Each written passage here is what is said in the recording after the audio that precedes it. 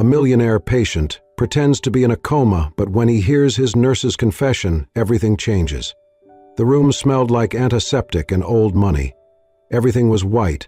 White curtains, white bedsheets, white silence.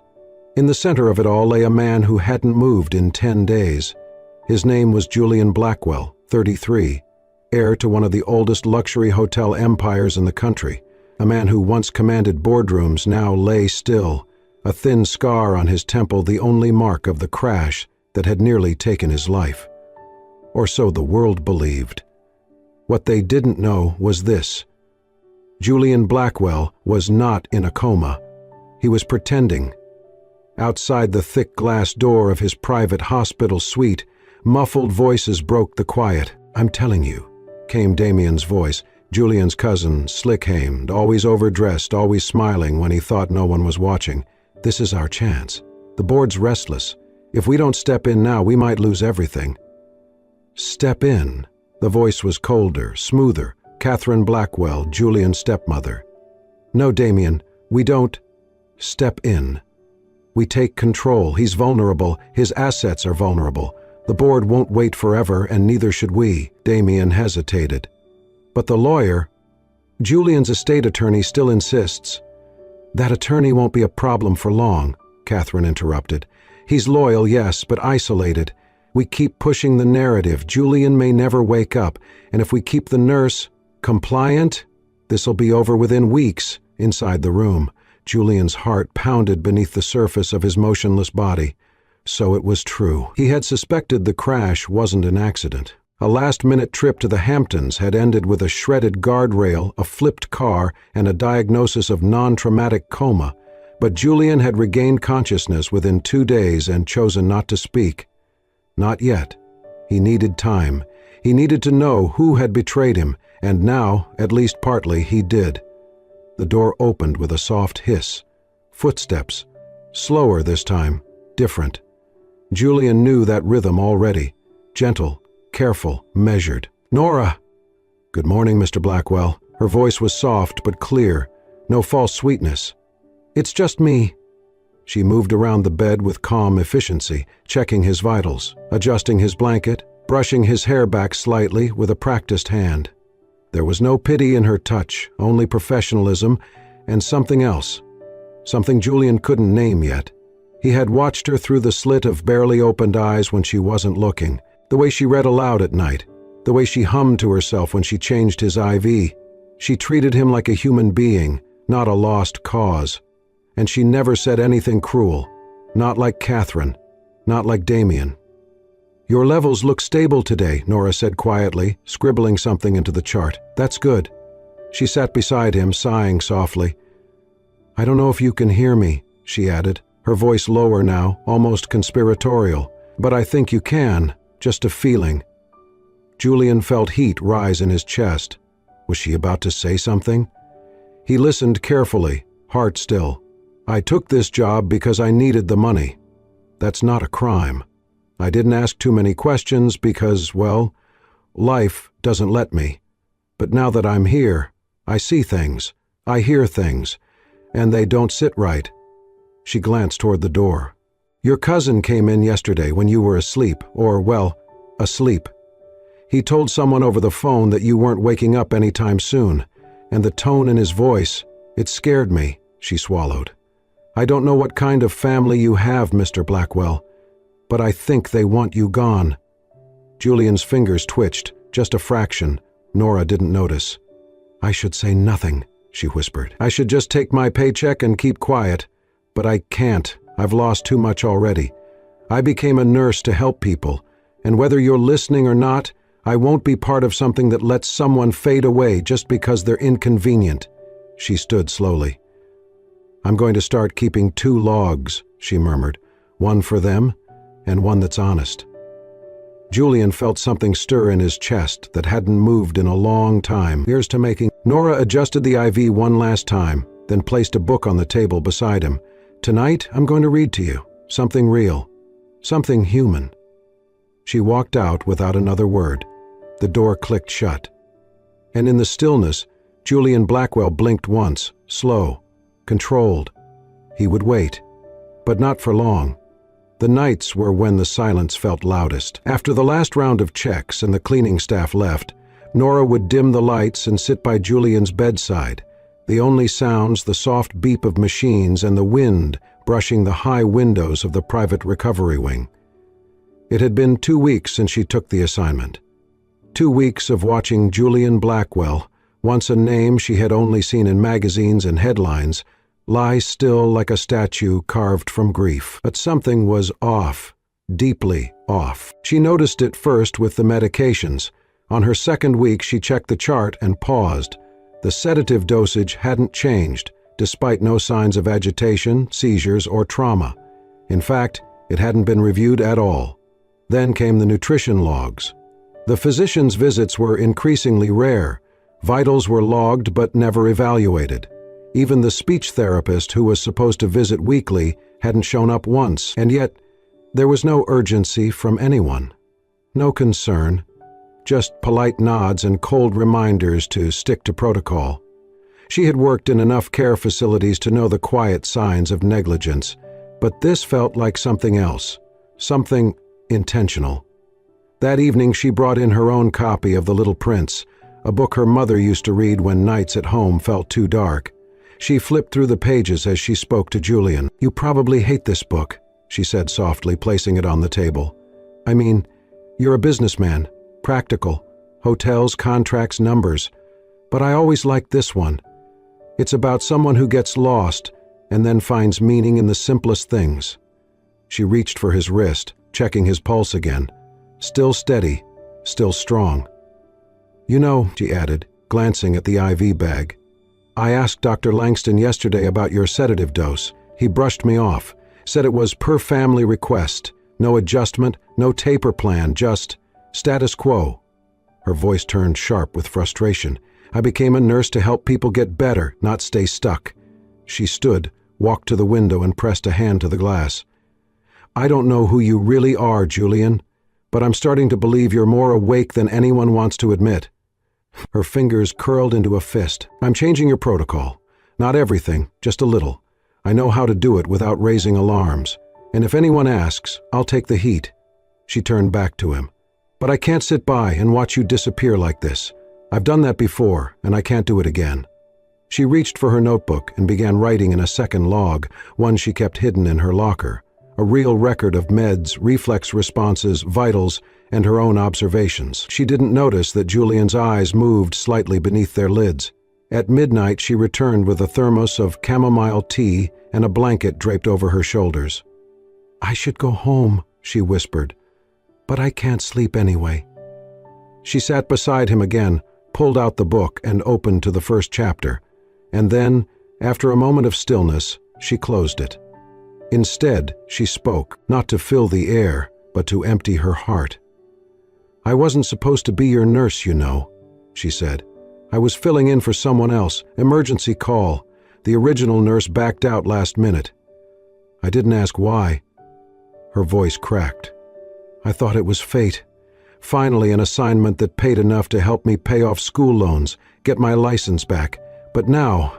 She leaned forward, elbows on her knees. "I heard Catherine say something. In the hallway. She thought I was on break. She said, we just need to keep him sedated until things are finalized." Damien nodded like it was nothing. Nora paused. Her hands trembled. "I came here to help, but now I'm afraid I was hired to help someone die."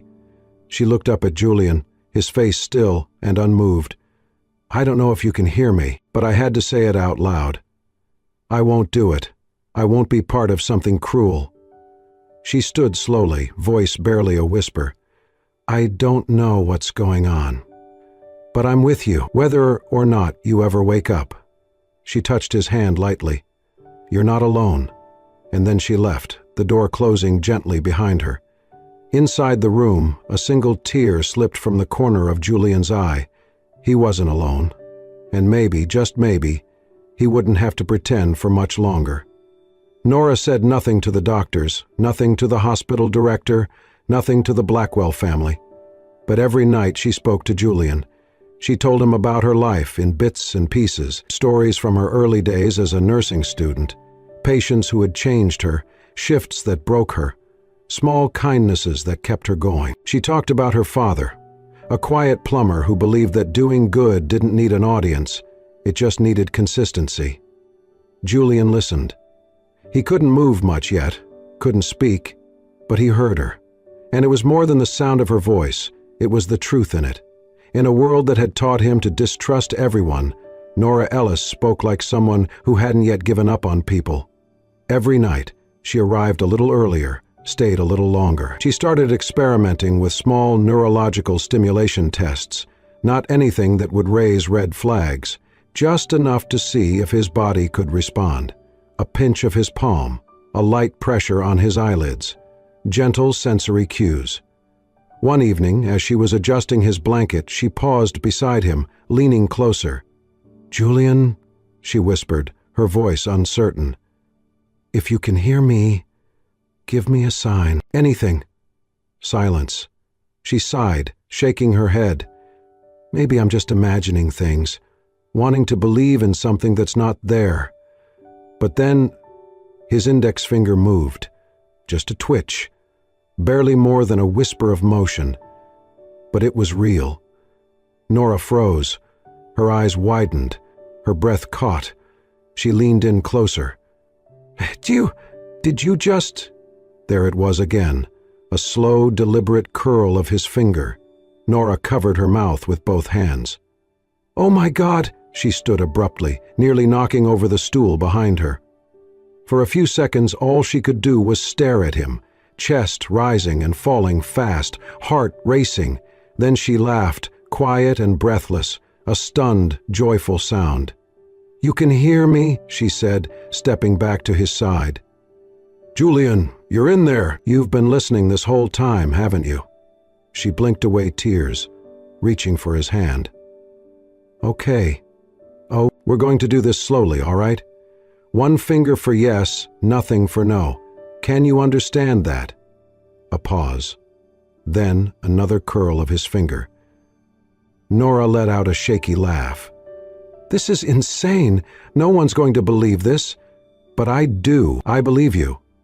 From that night on, everything changed. Their routine shifted. Now there was a new rhythm, a new language between them. One blink, one twitch, one squeeze. Yes, no, maybe. She brought flashcards, started using a basic alphabet chart. It was slow, sometimes frustrating, but Julian tried. He wanted to try. And Nora? She was patient, careful, and warm. She smiled every time he responded. She never rushed him. She never treated his limitations like burdens. The connection between them deepened. Julian learned her favorite songs, her favorite flavor of coffee, how she used to watch people come and go at the hotel her mom cleaned when she was little, imagining the kind of lives they lived. Nora, in turn, learned things about him he had never told anyone. Not with words, just with looks, reactions, questions she would ask, and the way he would twitch once for yes, stay still for no. "You never wanted this life, did you?" she asked one night, eyes scanning his chart while her fingers gently smoothed the edge of his sleeve, his finger curled. "Yes? You just wanted peace, not power." Another yes. She sat down beside him. "I think I get it. I never wanted to be a nurse just to pay the bills. I wanted to help, but somewhere along the way I started surviving instead of living." Julian moved his hand slightly, trying to reach hers. She took it without hesitation. "I won't let them do this to you," she said. "I don't care what they want. You're coming back. We're going to get you back." In that moment, for the first time in years, Julian Blackwell didn't feel like a name on a contract or a line in a will. He felt human. Because someone had chosen to believe in him, even when he couldn't speak. And now, with her help, he was ready to fight back. In the days that followed, a quiet current of urgency ran beneath every moment Nora and Julian shared. By day, Nora played the obedient nurse, logging routine notes, adjusting the IV with steady hands, nodding politely to Catherine's condescending remarks and Damien's fake concern. But at night, she and Julian became something else. Not just patient and nurse, but partners, co-conspirators, survivors. She had memorized his signals, one twitch for yes, a finger tap for no, a faint breath change when something scared him. They were getting good at this. One evening, as she massaged his left hand to stimulate muscle tone, she whispered, "I know you want to expose them, but we need proof, real proof, and we need to be careful." Julian managed a faint blink, his newest response, then twitched his finger once. Yes, Nora pulled a tiny device from her pocket, a sleek pin-sized camera she had borrowed from her friend in tech support. It wasn't hospital standard issue, but it was discreet, high resolution, and had saved more than one whistleblower in the past. "I'll place it in the medication cabinet," she said softly. "That's where Damien and Catherine always talk when they think no one's around. I've seen them whispering, giving instructions to the night staff. It's time someone else saw what they're doing." Julian's eyes flickered in agreement. That night, when she was certain no one was watching, Nora slipped into the medroom. With gloved hands and a steady heartbeat, she hid the camera inside the corner of a ceiling panel, just above the fridge where the controlled substances were stored. The motion sensor clicked to life. Now they waited. 2 nights later, the plan paid off. Nora returned to retrieve the camera early that morning before the cleaners arrived. She watched the footage in the break room, headphones in, laptop open, heart pounding. At first, just silence, then footsteps. Damien's voice, "She's getting too involved," he muttered. "That nurse, she's not stupid." "Let her ask questions," Catherine replied calmly. "As long as she doesn't start writing reports, we're fine. Besides, we'll be done soon. We give it 2 more weeks, then we file the DNR motion."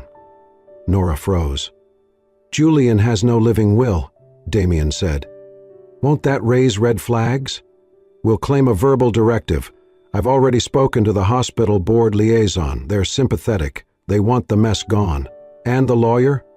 "I'm working on it. He'll be cut out of the next meeting."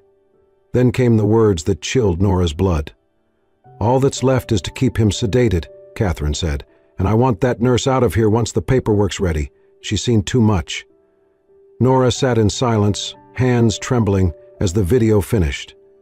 She saved the file 3 times, once to her USB, once to an encrypted cloud server, and once on her locked phone. Then, with Julian's help, she drafted a message to send it. "Who do we trust?" she asked that night, sitting by his bed with her laptop. Julian blinked once, then once again. Nora hesitated. 2 blinks? She opened her notebook, flipping to a list of names he had painstakingly helped her form letter by letter. At the top, Avery Blake, Julian's longtime personal attorney, loyal, discreet, locked out by the family after Julian's accident. "I'll send it to him," she said. "We'll know what to do." That night, she uploaded the video with a short message. "Mr. Blake, I believe you are the only person who ever truly stood by Julian Blackwell. He is alive, and what's happening here is a crime. This footage proves it. Please help us. Nora Ellis." She hit send. Then she held Julian's hand and whispered, "They won't win." He moved his fingers in hers, just slightly. It was enough. In the early hours of the morning, her phone buzzed. A message from Avery Blake. Subject, Re-U-R-G-E J. Blackwell, received. "I'm on my way. Do not speak to anyone else. Keep him safe. We're not alone in this anymore." Nora turned to Julian, still asleep, but no longer alone. The game had changed. Now it was time to fight back. Julian opened his eyes on a Tuesday morning. It was subtle at first, just a sliver of hazel between his lashes. Nora had been adjusting his oxygen monitor when she noticed the flutter. Her breath caught. "Julian?" His eyes blinked, once, then again, fully. He was awake. For the first time in weeks, his gaze found hers, and something inside her chest tightened. He wasn't just responding with fingers or breath now, he was looking at her. And it was like being seen for the first time. Tears welled in her eyes before she could stop them. "Hi," she whispered. "You're really back." He tried to speak, but his throat was dry, unused.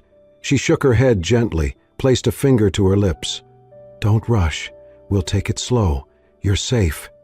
She helped him sit up, propped by pillows. It was a delicate process, but they had prepared for this moment: muscle memory, reflex checks, incremental healing. What they hadn't prepared for was the quiet between them now. Not the silence of fear, but something sacred. Later that evening she came back after her shift, carrying a thermos of tea and a small notebook. "Thought we might talk," she said. "Real words this time." Julian smiled faintly. His voice was rough, broken, but he managed one syllable: tea. She laughed, passing him the cup. They talked in short bursts over the next hour, him mostly listening, nodding, resting. But his eyes never left hers. She told him about the emails with Avery Blake, how he was coming with a legal team, how everything was set in motion. "You'll have control of your estate again," she said. "And justice. You just have to hold on a little longer." Julian didn't answer immediately. Then, softly he rasped, "You held on for me." She nodded, suddenly unable to meet his gaze. A beat passed. The room dimmed around them. Julian's hand reached slowly for hers. "You saved me," he whispered. Nora exhaled sharply, emotion rushing forward like a tide. "I didn't know what I was doing at first," she confessed. "I just knew I couldn't be part of something cruel.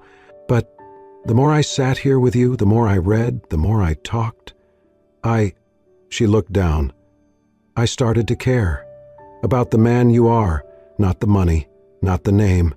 Just you." Julian's eyes softened. "Nora," she shook her head, blinking fast. "I know it's not professional. I know I'm not supposed to say this, but I think I'm falling for you, and I hate that it's at the worst possible time." Her voice cracked. "You've been through hell. You don't need someone like me complicating things." Julian's grip on her hand tightened ever so slightly. "You're the only thing that's made any of this make sense." Nora's breath caught. He smiled, weak but real. "You didn't complicate anything. You brought me back." She wiped at her eyes with the sleeve of her cardigan, laughing softly through the tears. "This is insane," she said. "I'm crying over my patient." "I'm not your patient," he whispered. "Not anymore." Silence fell between them again, but it was warm now, like a held breath between two people who knew something had changed. Outside, the wind stirred the trees, and the city hummed beyond the hospital walls. Inside, Julian and Nora sat hand in hand, not yet lovers, not quite healed, but no longer afraid to feel. The war wasn't over, but they had each other now, and that was the start of something neither of them could name, but neither wanted to let go. The sun rose over the city like a silent promise. Inside Julian's penthouse suite at the private hospital, Nora helped him into a tailored gray suit, the first real clothes he had worn in weeks. He was still weak, moving slowly, but his eyes were sharper than they had ever been. "You're sure about this?" Nora asked as she buttoned the cuffs of his shirt. Julian nodded. "I won't hide anymore." Avery Blake arrived precisely at 9 a.m. with 2 assistants and a rolling briefcase full of sealed documents. "The press conference is set for 10. The hospital's boardroom is secure. Damien and Catherine will be there." Julian leaned back in his chair, fingers laced in front of him. "Then let's give them a show." The boardroom was full. Hospital executives, family members, a few well-dressed reporters who had been promised an exclusive on the fate of the Blackwell Empire. Catherine stood at the head of the room, a vision of composed confidence in a cream blazer. Damien just behind her, his smirk barely hidden. "Thank you all for coming," she began smoothly. "As you know, our family has faced an unspeakable hardship with Julian's tragic condition. Today, we'd like to discuss the transfer of temporary executive control." The double doors swung open. All eyes turned, and Julian Blackwell walked in, supported only slightly by a cane, dressed in the unmistakable dignity of someone who had faced death and won. Gasps filled the room. Cameras clicked. Damien turned white. Catherine froze. Julian didn't say a word until he reached the center of the room. Then he laid one hand flat on the table and looked directly at his stepmother. "I see you started without me." You're awake," Catherine stammered. This is how— Julian raised a hand. Save it. He turned to the reporters. I've been conscious for several weeks now.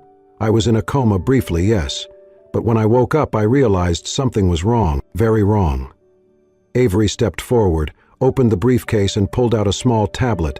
Julian nodded to Nora, who stood quietly at the back of the room, unnoticed until now. He met her eyes for a split second, enough to ground him. Then he pressed play. The room filled with the voices of Damien and Catherine.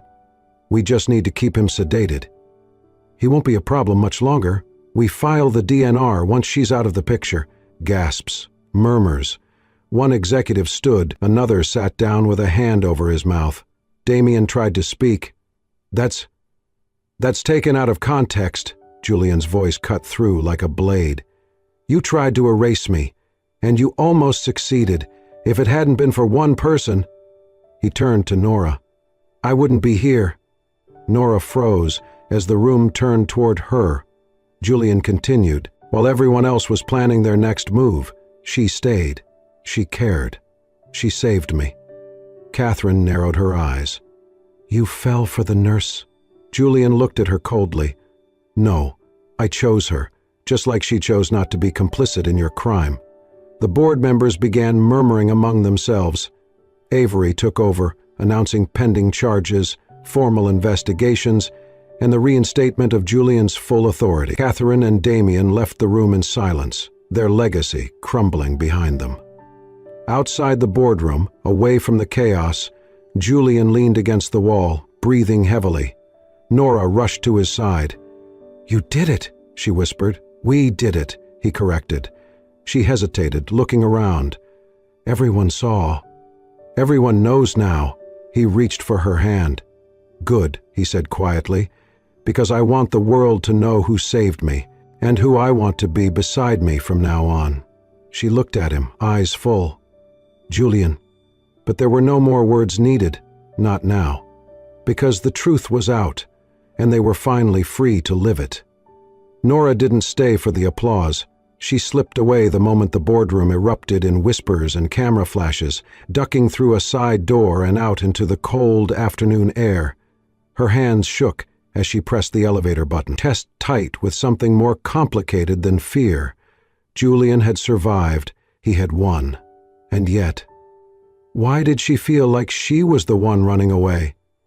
She packed her things quietly in the nurse's locker room that night, her thermos, the book she used to read aloud, and, most importantly, the little leather-bound notebook where she had kept every whispered observation, every question, every confession she had ever spoken when she thought Julian was asleep. She knew her time here was over. She couldn't stay, not when the entire world had watched him name her, not when headlines were already spinning her into a modern Florence Nightingale or a gold-digging scandal. She wasn't either. She was just tired and in love, and unsure of what to do with both. She was locking the door when she heard the elevator ding behind her. Nora? She turned. Julian stood there. No cane this time. A little steadier on his feet. A winter coat over his suit. His eyes were tired but locked on hers. She inhaled sharply. You shouldn't be walking around alone. I'm not, he said. I came to find you. She looked down. I was just leaving. I know. He stepped closer. That's why I had to come now. He reached into his coat and pulled out the notebook. She froze. You left this, he said. You didn't think I'd let it go unread, did you? Nora's cheeks flushed. That wasn't meant for anyone, he finished gently.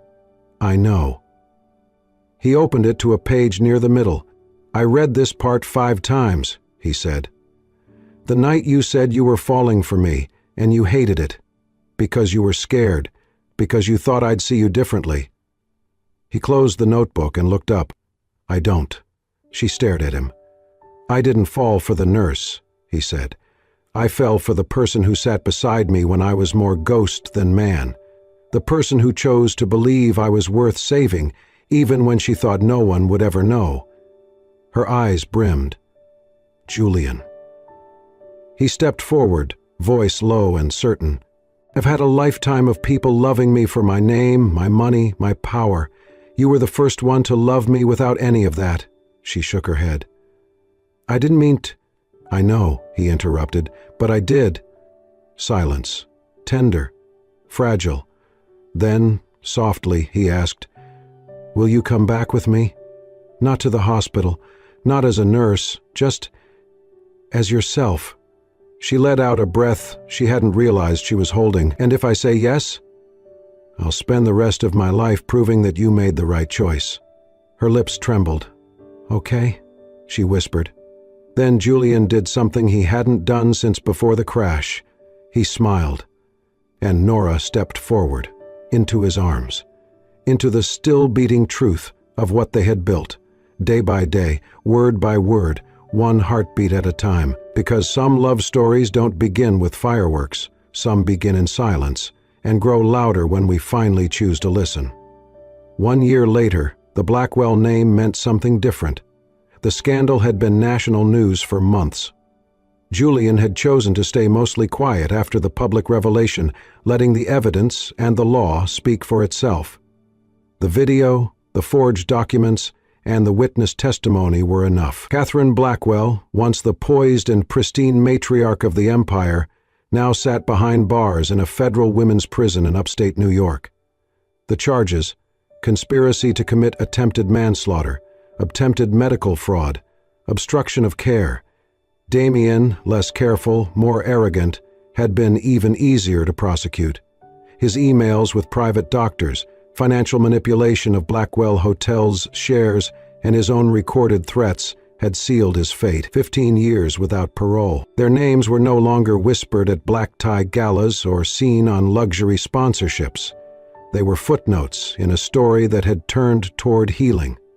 Julian had made sweeping changes. He stepped back from daily operations of the Blackwell hotels and instead devoted himself to something new: the Nora Ellis Foundation, a nonprofit focused on protecting vulnerable patients from medical abuse and supporting whistleblowers in the healthcare system. Nora had resisted the name at first, embarrassed and shy, but Julian insisted. "You gave me back my life," he told her. "Now we help give others theirs." They opened their first pilot program in the very hospital where Julian had been kept. The irony wasn't lost on either of them. But the building felt different now, warmer, brighter. Not just because of the sunlight that streamed through the newly uncovered windows, but because of what they had built inside. The desert retreat was Nora's idea. It wasn't a spa or a resort, just a quiet house tucked into the canyons of New Mexico, far from the city, far from legacy, far from boardrooms and betrayal. They went there every few months. No cell phones, no press, just Nora, Julian, and peace. One evening, as the sun melted into the horizon and the sky burned gold, they hiked up a narrow trail behind the house. Nora laughed as Julian pretended to be out of breath. "You own hotels in 5 countries, she teased. "And you're winded after 15 minutes of walking?" "I almost died," he grinned. "Cut me some slack." At the top of the trail was a flat overlook that stretched for miles. Julian reached into his coat. Nora turned just as he knelt down, her breath catching. The ring was simple, a band of rose gold wrapped around a smooth stone of desert jasper, polished but not cut, warm and natural, like her. "I wanted to propose somewhere quiet," he said. "Somewhere like the place where I found myself again, where I found you." Tears welled in her eyes. He held the ring out. "Nora Ellis, you didn't just save me. You saved everything. My life, my name, my hope. Will you marry me? Not the millionaire, not the patient, but just me?" She dropped to her knees and wrapped her arms around him. "Yes," she whispered. "Always yes." They married in a garden behind the First Foundation Clinic. No press, no cameras, just family, chosen family, and the people they had helped. At the end of the ceremony, Nora looked out at the crowd and spotted something that made her heart stutter. A young girl in scrubs, holding hands with an older woman, smiling through tears. That girl had once emailed the foundation with a single sentence: "I'm scared to speak, but I think something's wrong in my hospital." Now she was applying to nursing school. because of Nora, because of Julian, because of love that hadn't come from perfection, but from persistence.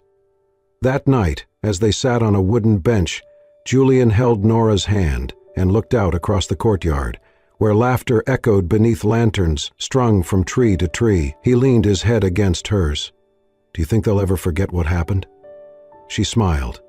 "Maybe." He turned to her. "Do you want them to?" "No," she said. "Not if it reminds them that good people still exist, that truth can win, that love can outlast betrayal." Julian kissed her forehead, and as the stars blinked awake overhead, they sat together, not as survivors, not as headlines, not as heirs or heroes, just as two people, finally whole, finally free, finally home. Sometimes healing begins in silence. Sometimes love begins with trust. And sometimes the bravest thing you can do is believe in someone when the whole world has already walked away. Julian and Nora's story reminds us that no amount of power, wealth, or betrayal can outshine the quiet strength of compassion. That truth, no matter how deeply buried, can rise again, carried by those who dare to care. If this story moved your heart, inspired your soul, or reminded you of the power of forgiveness, please like this video, leave a comment, and most importantly, subscribe to Soul Stirring Stories for more heartfelt, emotional journeys just like this one.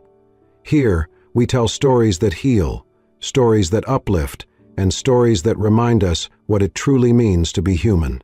Thank you for watching. And remember, even in the quiet, love speaks.